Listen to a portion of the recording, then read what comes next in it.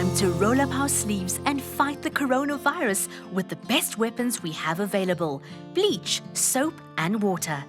Here is how we will prepare and maintain an environment that is cleaned, disinfected, and sanitized in a safe way for our children. Cleaning means scrubbing areas down with household cleaners or soap and water. Disinfection means using chemical products on clean areas with stronger germ-killing ingredients, such as 1 cup of bleach mixed with 5 liters of water. Sanitizing means that food contact items, educational and activity materials, high-touch areas, and hands are cleaned frequently with safe cleaning ingredients. Disinfect high-touch areas. Classroom surfaces and all activity apparatus must be sanitized before and after use. Playground equipment must be sanitized before and after use by each group. Do not use a disinfectant on wooden equipment.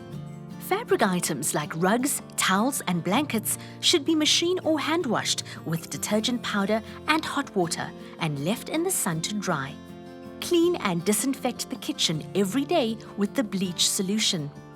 Wash pots, bowls, and spoons with dishwashing liquid and hot water to kill germs. When cleaning, we must all wear protective gloves and make sure there is good air circulation if using chemicals. And of course, let's store the chemicals in places little hands cannot reach. What if someone gets sick with COVID-19? Close off and evacuate areas used by the person who is sick. Keep outside doors and windows open to increase air circulation in the area. Clean and disinfect all areas that were used by the person who is sick. Once the area has been cleaned and disinfected, it can be opened for use. Remember, together we can wipe this coronavirus clean out of our environment.